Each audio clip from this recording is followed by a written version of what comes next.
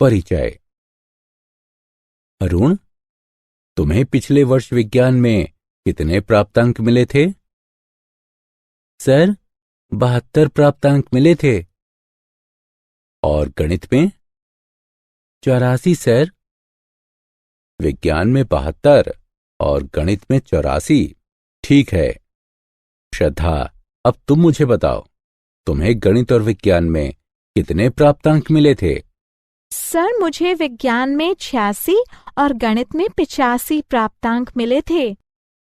ठीक है, विज्ञान में 86 और गणित में 85।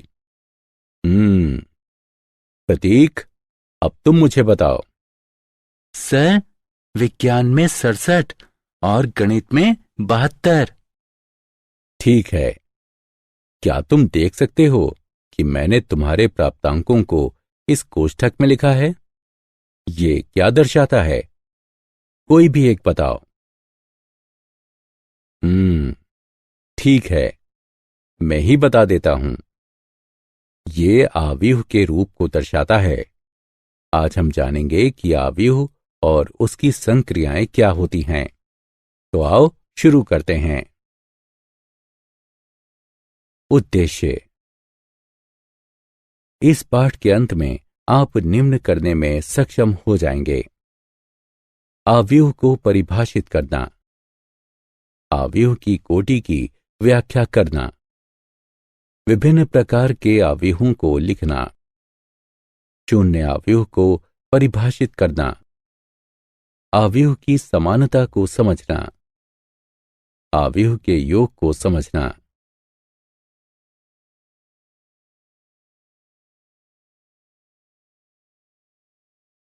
आव्यूह की परिभाषा।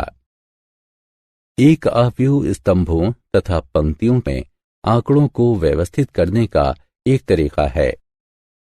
एक आव्यूह को कोष्ठकों के भीतर लिखा जाता है।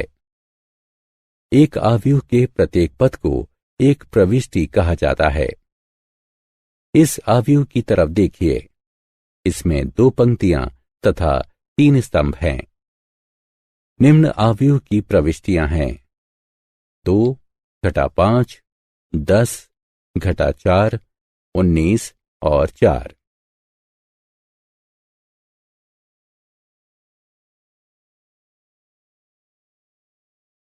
आव्यूह की कोटि। एक आव्यूह की कोटि एक दिए आव्यूह की पंक्तियों और स्तंभों की संख्या को दर्शाती है। संकेत से एक आव्यूह की कोटि पंक्तियों की संख्याओं गुणा स्तंभों की संख्याओं के द्वारा दी जाती है। यहां आप चिन्हांकित पंक्तियों तथा स्तंभों सहित उसी आव्यूह के 2 चित्रों को देख सकते हैं। इस आव्यूह की कोटि 2 गुणा 3 है, अर्थात 2 पंक्तियां गुणा 3 स्तंभ।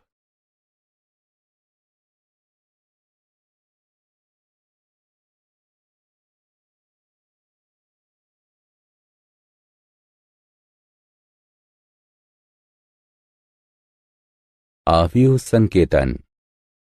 आव्यूह में एक प्रविष्टि की पहचान करने के लिए स्तंभ के बाद हम केवल संबंधित प्रविष्टि की पंक्ति का एक पदांक लिखते हैं।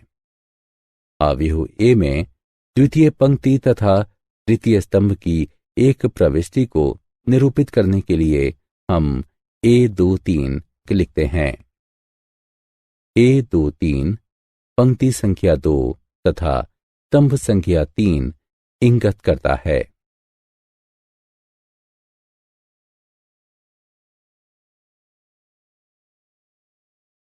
स्तंभ और पंक्ति आव्यूह।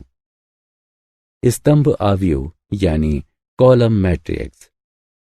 आव्यूह जिसमें केवल एक स्तंभ होता है स्तंभ आव्यूह कहलाता है। स्तंभ आव्यूह का उदाहरण।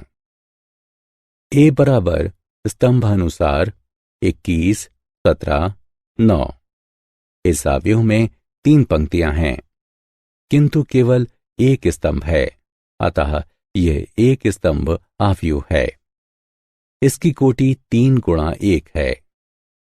पंक्ति आव्यूह यानी रो मैट्रिक्स। एक अवयव को पंक्ति अवयव कहा जाता है यदि उसमें केवल एक पंक्ति हो। उदाहरणार्थ, पंक्ति अनुसार 3, 5, 1 एक पंक्ति अवयव है क्योंकि इसमें केवल एक पंक्ति है। वर्ग अवयव तथा विकर्ण अवयव। वर्ग अवयव।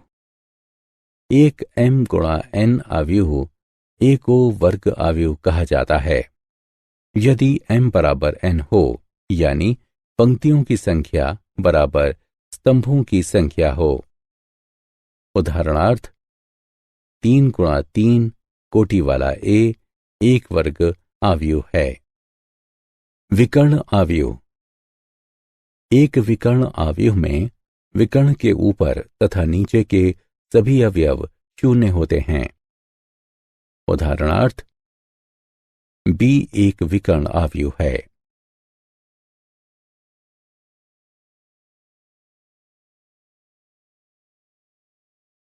आदेश तथा तत्समक अवयव। आदेश अवयव। एक विकर्ण अवयव जिसमें विकर्ण के सभी अवयव समान होते हैं आदेश अवयव कहलाता है। इस अवयव को देखें, यह एक समान विकर्ण अवयवों वाला विकर्ण अवयव है, अर्थात 7। अतएव यह एक आदेश अवयव है। तत्समक अवयव। एक वर्ग अवयव जिसके विकर्ण के सभी प्रमुख अवयव एक होते हैं तथा शेष अन्य सभी अवयव शून्य होते हैं, तत्समक अवयव कहलाता है। तत्समक अवयव को इकाई अवयव अथवा प्रारंभिक अवयव भी कहा जाता है। तत्समक अवयव को शब्द i n गुणा n से निरूपित किया जाता है, जहां n गुणा n अवयव की कोटि को दर्शाता है।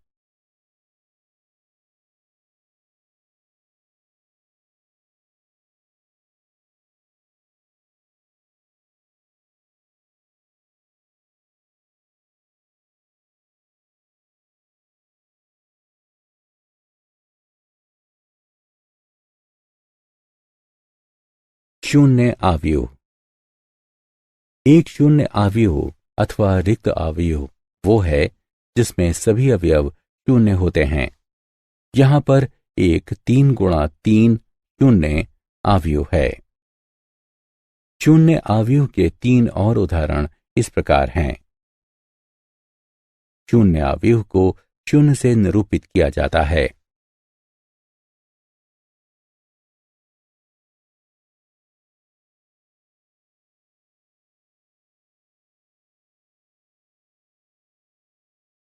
अवयव की समानता। दो अवयव एक समान होते हैं यदि उनकी कोटि समान हो तथा संगत अवयव समान हो। दूसरे शब्दों में कहते हैं कि a n गुणा m बराबर a i j तथा b p गुणा q बराबर b i j, तब a बराबर b है।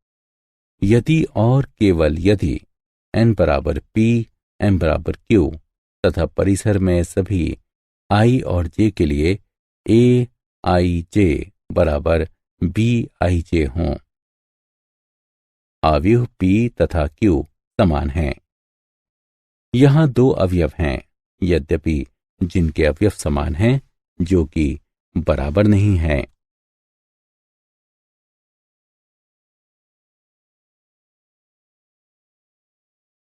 समान अवयव के उदाहरण। दिया गया है कि निम्नलिखित अवयव समान हैं। x, y तथा z का मान ज्ञात कीजिए। दो अवयवों के लिए उनका परिमाण तथा आकार समान होना चाहिए तथा उन्हीं स्थानों पर वही मान होने चाहिए। यह हम कह सकते हैं a1 1 b1 1 के बराबर होना चाहिए, a1 2 b1 2 के बराबर होना चाहिए तथा इसी प्रकार आगे भी। अतएव संगत अवयवों को बराबर करके हम निम्न चरों को हल कर सकते हैं। x जमा 3 बराबर 6, x बराबर 3, y बराबर घटा 1, z घटा 3 बराबर 4, z बराबर 7।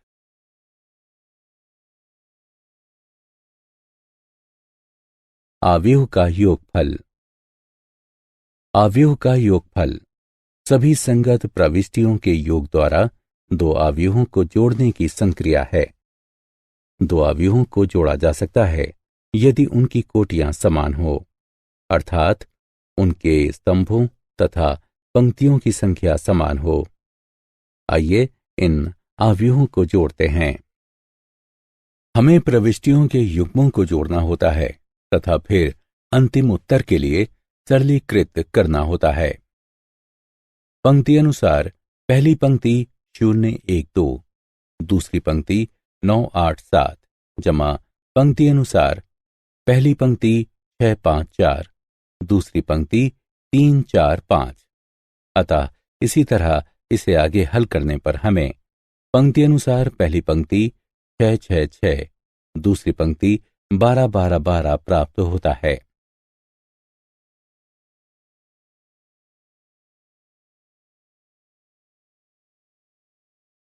क्या आप जानते हैं, यदि a तथा b समान कोटि के नहीं हों तब a जमा b परिभाषित नहीं है।